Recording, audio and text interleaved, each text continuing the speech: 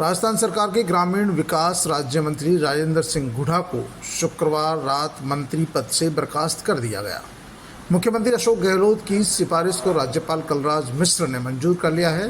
राजेंद्र सिंह हुड्डा लंबे समय से मुख्यमंत्री अशोक गहलोत के खिलाफ और सरकार के खिलाफ बयानबाजी कर रहे थे। उनके बयानों में मुख्यमंत्री अशोक गहलोत थे और पिछले साल भर से तो वो लगातार गहलोत सरकार के खिलाफ मोर्चा खोले हुए थे, लेकिन फिर भी वो मंत्री पद पर बने हुए थे। हद आज उस समय हो गई जब राजस्थान विधानसभा में उन्होंने कहा कि हमारी सरकार महिलाओं की सुरक्षा करने में पूरी तरह विफल रही।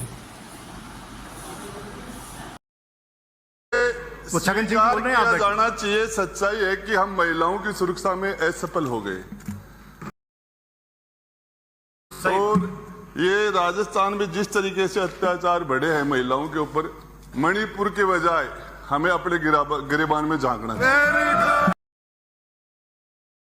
हुड्डा साल भर से मुख्यमंत्री अशोक गहलोत को लगातार टारगेट कर रहे थे। वो मुख्यमंत्री के खिलाफ उन्होंने मोर्चा खोल रखा था। ऐसा कोई अवसर नहीं था जब हुड्डा मुख्यमंत्री को टारगेट नहीं करते थे। हमारे संविधान में लिखा है, सरकार का एक मंत्री बोलता है, इसका मतलब पूरी सरकार बोल रही है। सरकार के इस मंत्री महोदय ने सरकार की कलई खोल दी, मैं उनको तो बधाई दूंगा ही दूंगा।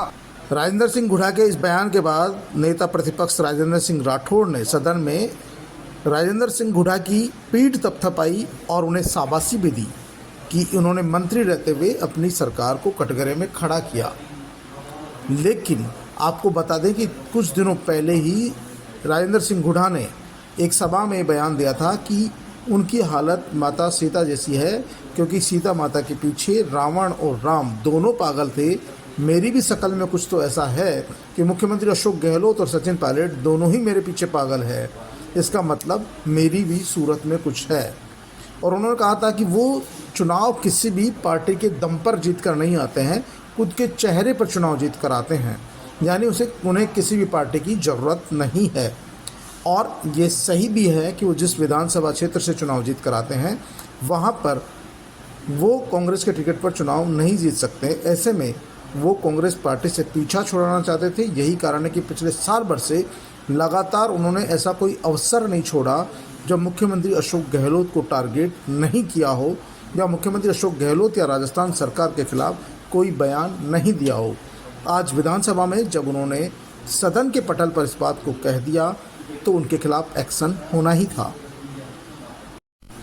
हुड्डा ने सदन में कह दिया कि सरकार मणिपुर पर बाद में सोचे, पहले राजस्थान के हालात में देखे। जिस तरह से राजस्थान में महिला अत्याचारों में बढ़ोतरी हुई है, दलित महिलाओं के सिलसिले गैंगरेप हो रहे हैं, उनकी हत्याएं हो रही है, तो सरकार को पहले राजस्थान के हालात पर चर्चा करनी चाहिए, राजस्थान पर चिंता करनी चाहिए।